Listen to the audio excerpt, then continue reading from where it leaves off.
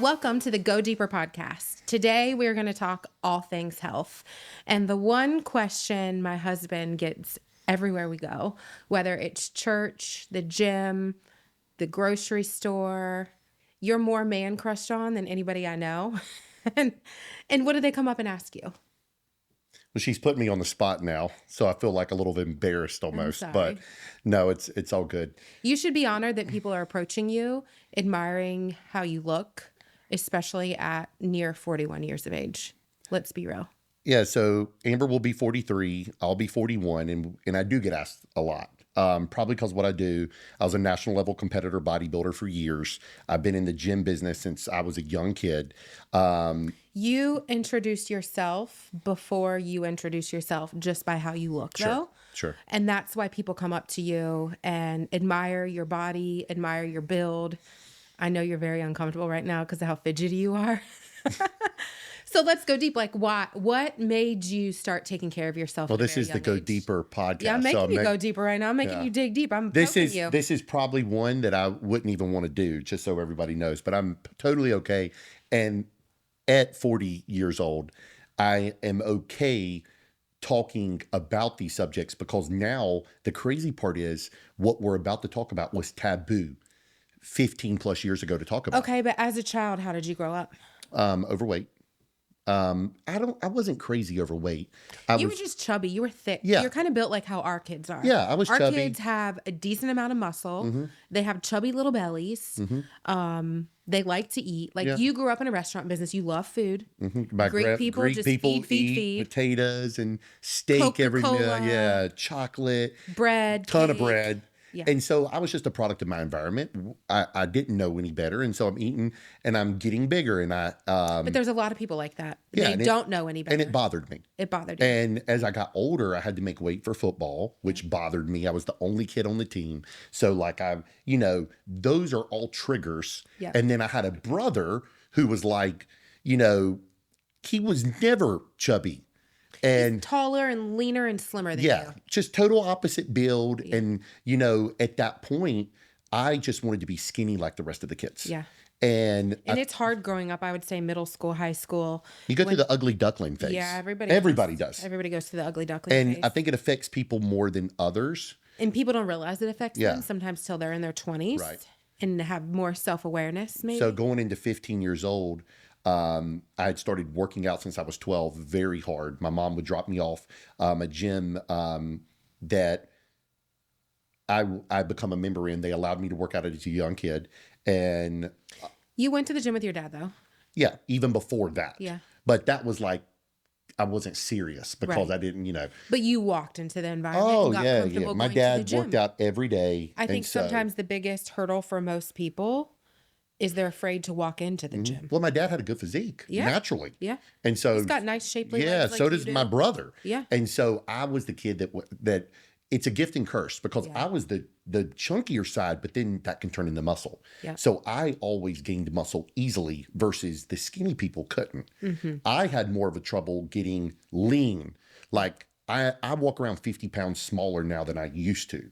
But to get to the meat and potatoes of all this, I competed in my first show at 15 years old, and I was basically more of a transformation. I was the chubby kid that got lean, that still didn't have a lot of muscle.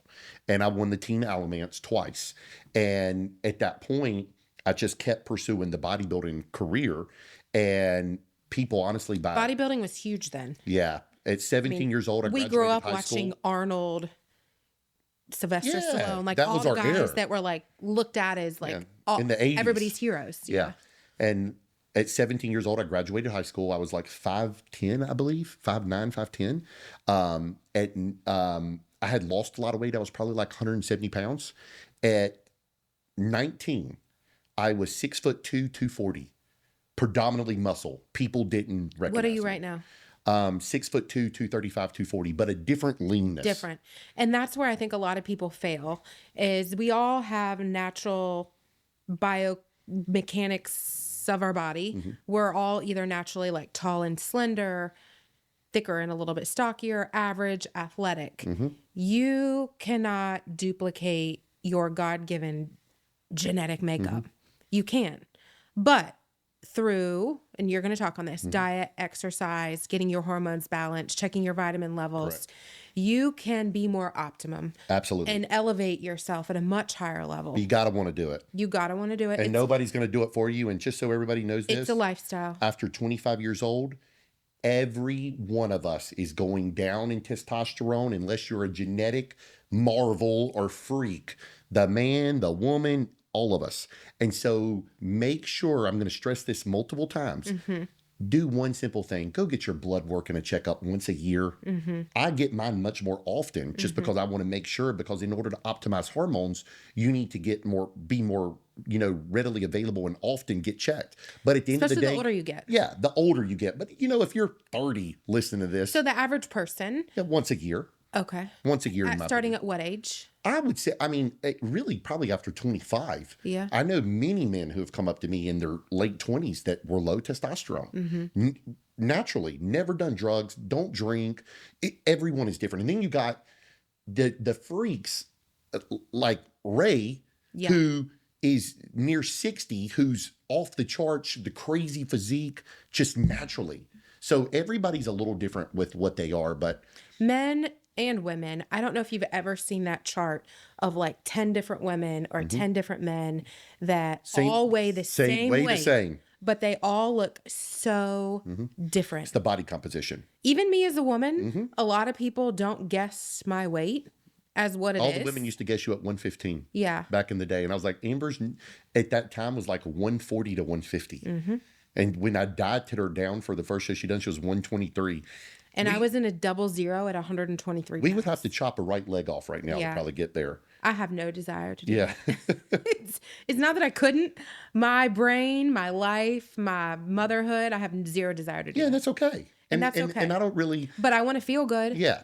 So if you're looking at the male perspective versus the female perspective, I was 36, went through IVF, had a C-section, was pregnant 4 months later, had another C-section at 37, and my hormones were totally out of whack.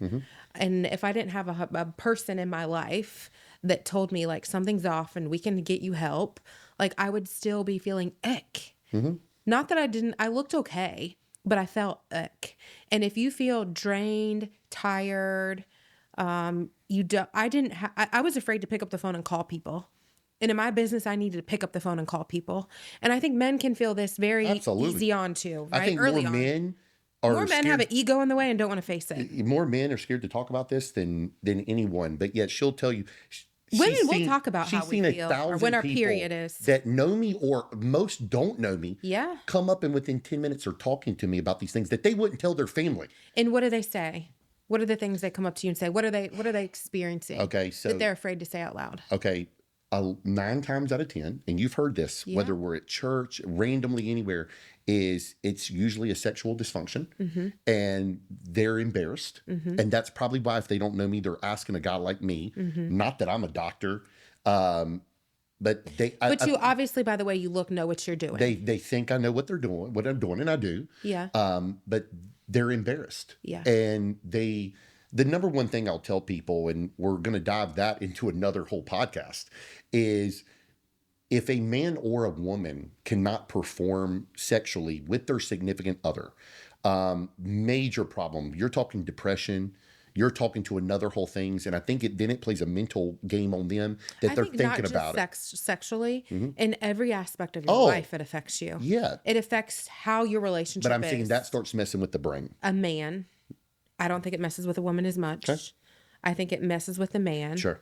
I think with the woman, she starts to feel defeated, depressed, doesn't want to put on her clothes, doesn't want to get up and get out of the bed. Then that starts causing problems with the husband. And with work and with how you're showing up as a mother. I think one of the biggest things, you have to realize that something's off and you can fix it. And you have to be willing to set your ego and humility aside and go get help. Sure. And if your doctor's not willing, because I have so many people that ask even me, like, what do you do? Well, that's the problem. Typically, and let's address that, your general practitioner is not the one that goes that you go to for this. That's right. You're going to have to find a person, either rejuvenation clinic, hormonal clinic, anti-aging, that understands honestly, a more homeopathic doctor who is wanting to heal the body with what it has versus putting chemicals and drugs into it. Our bodies are made to heal themselves and function at a very high level. And I think what, going against insurance and what runs our world is drugs. And drugs generate a lot of money. And they make a shitload of money, and they don't want you to do things natural. Testosterone is producing in the body naturally. Yeah. We all have it. And so are your vitamin D levels and your magnesium and your iron. But they would rather give you Viagra, Cialis to function, but that is not curing the problem. Correct. And so I'll dive into this. We're going to have children, and we wasn't having children for damn near 10 years. It wasn't happening. It wasn't happening. It wasn't that we weren't trying. But when we kind of realized. We weren't not trying. We were not being careful, and it just was not happening. Right. And I was like 35, and I was like, we either need to have kids or we just need to keep our head down in our business and keep plowing along. But Amber made an appointment to Women's Health in Greensboro, North Carolina, and I went as a supportive husband. That's it. And I'll never forget as long as I live. So to date back, I'm a national level bodybuilder. Never was on the scene for years at a time. I did use sports enhancing drugs to compete, and never a ton or anything like that. And then you always came off, right, and then rejuvenated your body, right, and went and got my blood work and everything. And I had a lot of things just that swayed my attention. My last show was 2012, so this is years later, and I wanted to do everything the right way. Business was taking off. I had gotten married. Amber didn't really want me to be in the competition light anymore. It's not that she didn't support that, but it takes away from your business and life. Yeah, it's a selfish sport. It can be hard on the body. The diet, when you're suffering, you're mental, you don't necessarily want to talk to everybody every day. So there's a lot more things than hormones. So anyways, I ride with her to Women's Health, and we had done all the blood work and stuff. Yep. And we're in a room with two doctors, and I'll never forget it. They are zoned in on me. And I'm thinking I'm there for her. I'm like, I'm the one trying to be pregnant. Yeah, and I thought she's got the problem. And I kid you guys not, they look at me and they start asking us all kinds of questions on how much alcohol does he drink? What drugs has he done? And she's like, he's never done drugs. He barely drinks alcohol. I'm the guy that will like drink a few drinks and not drink for 4, 5, 6 months. I've been like that my whole life. I don't have to go out at all and have a drink. She'll tell you, and if the night's right, I'll drink, all night long with somebody. That's just not my thing. And so anyways, they said, my testosterone was 14 to 19 score tested. It was obsolete. And so then during that moment, as they're questioning me, it like made me feel like not a man. But it made you realize that you didn't feel good. Well, because I think a lot of people, you included, no, can put your head down and power through it. That doesn't mean you're healthy and you feel good and you're well. Well, you'll tell them, because I mean, all this story is 100% facts, is I'm walking around at the time 275. Yeah, you're a big boy. I'm a little chubbier than normal, but not. I'm thinking that's due to diet and stress. You were sleeping a little bit more. Yeah. I would have to like kick you in the butt sometimes. Right. We're working 80, 90 hours a week. I'm working nonstop. And then they asked me this question. If you remember, they was like, can you have sex? And I was like, I can, which was crazy. They couldn't believe it because my testosterone was so low. But then they asked the question or it made me think about like, am I really desiring it? There's a difference. Can you perform or do you want it? And after I thought about it, I'm like, oh, we're so in the grind of just life. I think you can just get so busy in the motions and you just do things to do things and you don't look up and say, like, do I feel good? Do I want to have sex? What's my energy level like? Right. Am I able to handle business and handle life well? Am I going to go to sleep tonight or am I going to mess with my wife? Yeah. And at the time, I was probably like, holy shit, I'm falling asleep. And which was not normal, not for me. And so next thing I know, they were like, we have to get you help. My body they tested me for 6 months in a row. My body was not producing testosterone. They put me on all kinds of hormone drugs from HCG. I felt like dog shit. And I'll never forget, my body looked worse when they were putting me, but they couldn't give me testosterone because we were trying to get pregnant or they didn't want to give me testosterone. So anyways, we get pregnant with my son. Gratefully we get pregnant on the first round of IVF. And here's the crazy part. So during this time period, we get pregnant. Instantly get pregnant again. naturally. No, I'm taking nothing. And they had just prescribed me testosterone. My body needed it. Okay, so let's talk by the grace of God. We got pregnant with Sophia Yep. because we probably would have only had Manny if we had to go through IVF Could have again. been. Yep. What did you start taking that do we feel like worked to help us get pregnant with Sophia? Well, there's no proven fact, but so they put me on a strong antioxidant called glutathione. And tell people, what does that do? It's a Because some people don't know what antioxidants do. It kind of cleanses the body. Okay. Strong antioxidant, like taking a strong vitamin. There's so many out there, like there's a million. It's the highest form of a branched chain amino acid in your body. It already exists. Cleans the liver. Yep. It cleanses. It purifies you, really. If you've ever gone and got an IV over the past few years, a lot of times the glutathione's in the IV. Very, very helpful or healthy for you to do. So anyways, I start taking this. We instantly get pregnant.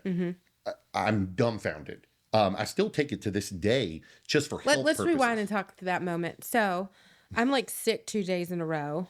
We're in total denial that I could be pregnant. And I look at you like, no, you came downstairs the first time and you told me, you said, I'm sick. And it didn't even dawn on me. No, and then day 2, I was sick. Right. And you said something and it hit me. And you were like, you got to go get a pregnancy test. So I literally went to the dollar store down the road where you have to ask for the pregnancy test behind the thing. And I peed on that thing. And I had peed on 50 of these things, and it was always negative. And it was like instant before I could even come out of the bathroom. And you were looking at me like a deer in headlights, and all I could do was like die laughing. Yeah, I'm dumbfounded. Yeah. And you were in shock till she came out, even when I had a C-section again. Yeah. And when we were having the C-section, you were like, it's a boy, it's another boy. And they're like, she's got indoor plumbing. That's the umbilical cord. And it was, I mean, I feel like I was probably in shock that I had a daughter just because like COVID and everything happened so quickly till she was about a year old. But it is a blessing. No, it was a blessing. And I think that I'm telling you this because like, don't ever lose hope on having a baby. Yeah, but also to let some men know, any way you can. A lot of people think that when they're put on testosterone, that's a automatic, you can't. And that's not. We that have is lots not the of case. IFBB pro bodybuilder friends that get pregnant in mid-cycle. And just so everybody hears this too, I want to say this on camera. If you are watching this and you need testosterone, want to dabble in any kind of competition, go get your blood work and help from a doctor. Yeah. Do it the legal way. Yeah. I get a regret prescription. 20 plus years ago doing it a certain way, but she'll tell you since 2017, actually probably before that, is there is no way possible I would do a competition again without the help of my doctor. Yep. Period. Because your body is an endless science project and things change all the time. If you're a woman, you know that your menstrual cycle and how you felt and what your skin was like and how your hair was is totally different through your adolescent years. So like in your 20s, your body changes. In your 30s, or anytime you have kids, your body changes again. So it's not a like one check one time, never check again. The previous generation that we surrounded ourselves with are like, don't see, don't know, out of sight, out of mind. Well, it was not the way to live. Talk about it. And taboo, but also they didn't want to know. Well, hang on. There was very few hormone clinics. Just so everybody knows, it was stupid expensive to go. Focusing on your health and anti-aging wasn't a thing. And here was the problem: testosterone and doing things without a prescription was illegal. Yeah. So in the U.S. So in most other countries around the world, you could walk in. When was it pharmacy, outlawed here? 91 or 92, I believe. Okay. And so like when we were growing up, Sylvester Stallone, all those guys were doing it legal. Yeah. In the U.S. Walk in the pharmacy just like you bought ibuprofen. Which is wild. And so then they realized, we can make lots of money on this. Just my opinion. Yeah. But anyways, at the end of the day, now things have gotten better. Yeah. And you can, with blood work proven, I highly recommend. So let's get into that. Okay, so let's talk about first. One of the first key things when people ask you this question is throw me the questions, Amber. Go get your blood work done. Yep. Get all your vitamin. Yep. Like me personally, most recently, my last 6-month checkup, I was low on magnesium. My vitamin D was low too. So I'm on hormones as well. After we had kids, I was hormonally off. I probably kind of knew I was just because when you have C-sections, you don't hormonally regulate as quick as a natural birth. And I had IVF.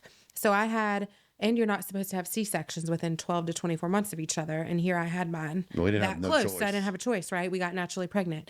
So here I had put myself on a hormonal, emotional and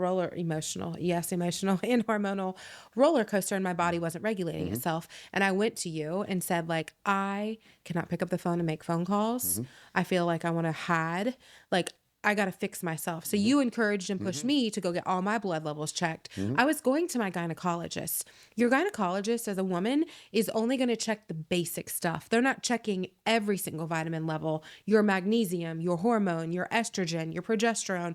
They're not checking all of that. And if they are, they're like, you're a little bit low. I don't want to be a little bit low. I want to be optimum. I want to be at the highest performing range possible, to be very upfront with everybody. Yep. I want to So be high. And when I say high within reason that my blood work still is good. that keeps you healthy. So any men out there listening or a woman who take shit, please make sure you be responsible and check your blood work. Yep. High can be worse for you than low. High and low can what are the effects of high and low?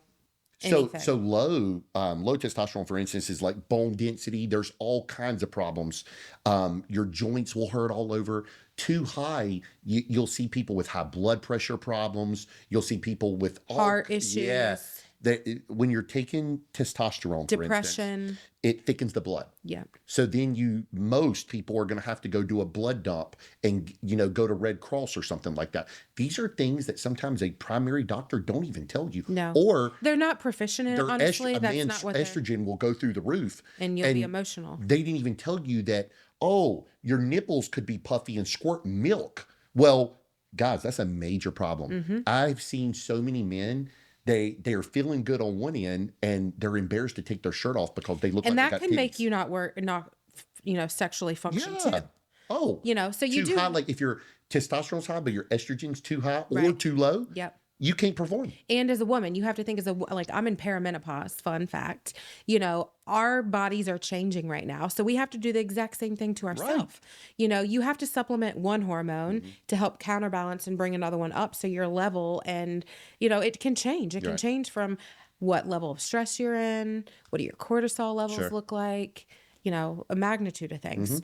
So there's the hormonal, vitamin, all the levels in your body factor. What's the other thing people ask? Like, what do you eat? Right? So most people are not going to do this. I recommend for most people 3 solid meals a day and 2 shakes. Yeah. To make it easy. It's the easiest way and probably the most affordable breakfast, lunch, dinner with 2 snacks of some type of protein shake, something healthy within that you like to. Basically, most people I see, they don't get enough hydration. Yeah. They're not got enough water. Myself included. Yeah, none of us. Secondly, they are not eating enough protein. I would say talk macros so people know to apply. What should be your macro differentiating factors? So hard because everybody's to stay balanced and healthy. Yeah, everybody's a little different, but I would say that your protein intake high, carb intake high meaning what? How many grams a day? 1 gram per body. So like me, I need to eat like 165 grams of protein a day. And that would be a lot for her. Yeah. But at the end of the day, for somebody like me that holds a lot of muscle mass, if you are trying to build some muscle, I would say for you like 3/4. So I would say at minimum for you 120 to 150 would be enough to maintain. You'll see a lot of women that have a beautiful body, but they've never really worked out and they're probably not eating correctly or they drink a lot of alcohol. And they've told us before, I don't like my arms, they're flabby. Honey, that's because you're not training and you don't eat enough protein. Yeah. It's that simple. Protein builds muscle. Right. If you flip it, let's take me, for example. Okay. I eat 6-7 times a day, every day religiously. A lot of people come up to me. I'm almost 41. By no means. I'm my worst critic. You know that. There's a million. I wish we could have seen him getting ready for this podcast. Well, this damn shirt makes me, it's tight, but it's like the way this chair is sitting. Men would die to look like you. Oh my God. It's the truth. All right, well, we won't talk about that on camera because we're recording. But at the end of the day, my breakfast, I start typically with high protein. And I'll tell everybody something. For years, I was doing a lot of things wrong. Wouldn't you agree? I was scared to death to eat carbs. She'll tell you I was a low carber. We would eat no carbs. Because our generation of competition was like the keto diet. Yeah, is how yeah. you got lean and stayed lean. And then so we then I carbed think up at you the were, end. yeah. And whenever you carved up the end, you would always spill over. So that's the only thing you knew. And I think everybody's different. Right. Everybody digests carbohydrates Right. completely different. Right. But incorporating higher carbs into your diet gave you the look you were always wanting. So I'm on the phone with a good friend of mine, Dominic Cardone, who does shout him Amber's out. also. Both of our diets he does. Big shout out to Dominic. For anybody listening, I can hook you up with his information. Great lifestyle food. Been amazing. Yeah. Changes my stuff every week to 10 days. Same thing for Amber. Basically, though, we carb cycle. So he put me on a lot of carbs, and he was like, "Trust me, Steven." I was like, "Bro, What's a lot of carbs for you?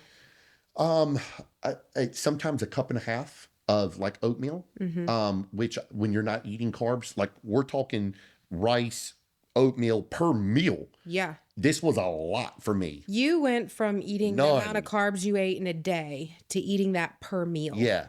And I will tell you. Meanwhile, I'm operating on like 25, 35 carbs a day. When right I'd done that, it brought the muscle mass out better. Yeah. It made you look leaner and fuller. Right. And so, but the scale wasn't moving a lot. And so the crazy part by not seeing But the your scale, body composition was changing. my body exponentially. composition was changing. My muscle was filling back out. I kind of felt like the old Steven again. And it was all through diet. I didn't change anything else. And I just think it's super important if you don't know how to do your macros to find someone. Get a coach. Coach, YouTube, do Chat GPT. Guys, this is not, you don't have to, you probably have somebody local within your gym. If you can't afford a diet person or coach or trainer, and I highly recommend spend the money on that. Yeah, it will invest make in you yourself. feel so much better. Let me ask you this. Yeah. How consistent are you? How many cheat meals do you get a week? Yeah, how consistent. Okay, so 5 days a How week. often do you eat out? 5 days a week in the gym, training. 7 days a week cardio. Morning, Sometimes afternoon. Yeah. Depends on the time. I had knee replacement in 2019, so I feel better. I've been doing this for years. In the morning, I built a home gym just for this. She will tell you, we get up, our kids come with us in the morning. We do cardio every morning, 30 minutes. It makes my brain function better in the morning, and I just feel like a throughout the day too. And I like to start my day off with a win. Yeah. And so that's a win. And so, do you not feel better? Yeah, 1,000%. Right, and your brain Go back and answer the question though. How many times a week do you have a cheat meal? Because this is where I think a lot of people fail. 1. Okay. But okay, so And we eat out. I'm being very transparent. We cook every single meal except for Friday nights. We go to Village Grill. and I still eat chicken and rice. You still eat on your diet. Honestly, we started doing that years ago because I just wanted a little break at the end of the week from her to cook. It's a nice little celebration. Yeah, for her to cook. So I still eat chicken and rice. Saturday night when we go on a date night, we'll always get steak, salad, and usually split a potato. Pretty much on my macros. Yep, same. And then Sunday evening is usually when we have a cheat meal, and we're not stupid with it. No. We'll have like hamburger, keto bread for the bun. Lately, we've cooked the burgers. Yep. We cook the burgers. We'll have maybe sometimes French fries. But then we do, and I want to tell everybody this, we'll have pizza with the children. Yeah. Once a week. We ain't had pizza in a while. No, I'd like pizza this Sunday. But And then we'll have a light dessert. Nothing crazy. and just sometimes everybody knows too, Dominic's like, bro, you need some food. You got to refeed yourself. Yeah, you have to. You got to reset your what is that word I'm talking? Your metabolism. You got to reset it. So a refeed day is actually healthy. Usually on Monday, but Monday you got to get back on. But yeah, yesterday you came home and said, in the gym, I'm full. Yeah, or it's 2 days like ago. the when you're lean enough, it just goes to the muscle. It's amazing. So the things are focus on your blood levels, eat a good diet. Like your diet's everything. Yeah. And I would say you need to be like 90-10 or 95-5 till you reach your goal. And then it can be 80-20. I tell everybody 80% on 80-20 diet at first. Yeah. Because if you're, let's just say 80% off, 20% good. Yeah. Then and you're used to being like 50-50 or 60-40. even if you're going to improve. If you go 80-20 good, 20 bad, you're going to automatically improve by default. Yeah. Baby steps. Take And then it one day at a time. If somebody's not worked out, what would you recommend at first? To start walking the neighborhood or driveway. Yep, you always say that. That simple. You got to move your body. I own a gym for almost 20 years, and I tell people, don't sign up at a gym. Yeah. Do that after you start. And you're ready. And you're ready. I can't stress this enough. You cannot tell someone, go to the gym. Most people will sign up because they spent the money and they go 20 days in a row. They don't give their time to recover. They're That's not sore. sustainable. No. You're going to burn out and die. Right. You know, I think the biggest thing is you're a rarity. I'm grateful you're my husband and you keep me accountable, but like you're a machine with your diet, with your cardio, with your exercise. But if some normal person can just eat 80-20, and if they can do at least a walk 5 days a week and mix in weights, whether even that just be like dumbbells, kettlebells, even at home, Right. 3 days a week, you are going to see huge results. What's the percentage of it that's diet versus working 90%. out? 90% diet. Abs are made in the kitchen. And that's what people don't realize. I don't care who you are, unless you're a genetic phenomenon. You, without doing the proper diet, are never going to see your abdominals. If you go to my gym and do thousands of crunches every day. Back in the day, I used to get asked when I went to a show, man, Steven, you got the best abs in the show, because genetically, I think yeah, I got you have decent, you have thick abs. I got thick abs, so even if I'm not that lean, I they used to have poke out. great abs before kids. And I would say years ago, I'd done thousands of crunches and couldn't see abdominals. So I built up that wall. Now, all done by diet. But I do want to finish with this.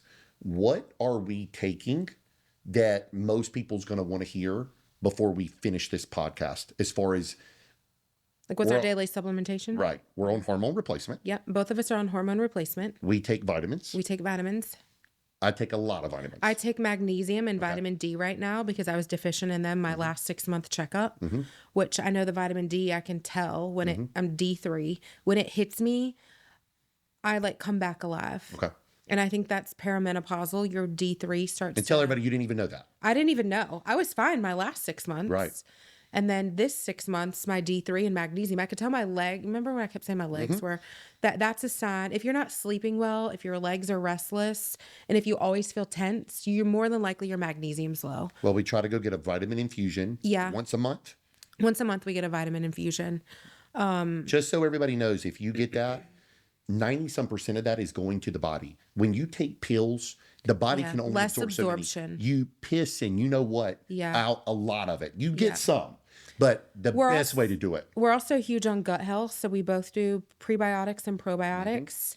We really need to get back to drinking our apple cider vinegar elixir thing in the morning. We have not been doing that lately. I think that's supplementation wise what we do. I think your outsides start to reflect how well you're taking care of your insides. I think you can start to see that a lot in your 40s, how well you're taking care of yourself. Your skin, your hair, your nails are all going to stay more vibrant when you're filling your body with the nutrients that you need and your hormones are in balance. Skin's going to be tighter when you're eating the proper foods. I wanted to be real and transparent and say, like, we both do Botox. Really? You're going to throw me under the bus? I get that from my brother. I mean, it's not a bad thing to do to my stay brother looking is like young. GQ. Yeah. But it's okay. It's okay for a man to do it, and it's okay for a female to do it. I'm not. Do what makes you feel good. I'm not embarrassed. I'll be very transparent as we end this podcast that I just wanted to look natural like I was in my 20s. Yeah. I don't want to I don't ever want to look fake. I always want to look Right. natural. And the funny thing is, and I'll end this with a joke, every single day almost on social media, Absolutely. somebody will say something, you do lip filler, you do this. Guys, I have never touched anything. He just has naturally full lips. Yeah, and I've got oily skin, so normally, But as a man, do you moisturize your skin every day? every day. How long have you been doing that? My brother made me since I was 17, 18 years old. How long have you been working out? 12 years old. 29 years. Okay. How long have you been eating a regimented diet? 29 years almost. Okay. So Since I was chubby. I you had to make can't weight. just expect to change your diet and start working out and look like this overnight. That's the point I want to make. Yeah. He is just a reflection of being regimented and consistent and monitoring his body. Even as his body's changed, as he's gotten older, he's adapted to it. Correct. And that is the name of the game. That's it. As in everything, consistency and self-awareness. Well, I hope that lays out the prescription for everyone. And as far as a game plan, look, we want to do this just to bring insight and make people more. It's okay to talk about it. Yeah. I used to, 3 years ago, I would have killed her Yeah. to say, Stephen, you do Botox. Or 15 years ago, talking about testosterone was a no-no with me. Yep. Because it was such a great area. But now I want to really bring light to people. And it's like, you know what? Go do you. Go spend the money. If you make yourself feel better, you're going to make more money in your workplace. You're going to make your kids happier. You're going to function better at home, just whatever it is. And I just think it's brought us great joy within business. Feel good on the inside and outside. Right. This is not just outer appearance. No, so it's inside and outside. Like and subscribe to the page. We appreciate you guys watching, and we will see you on the next one.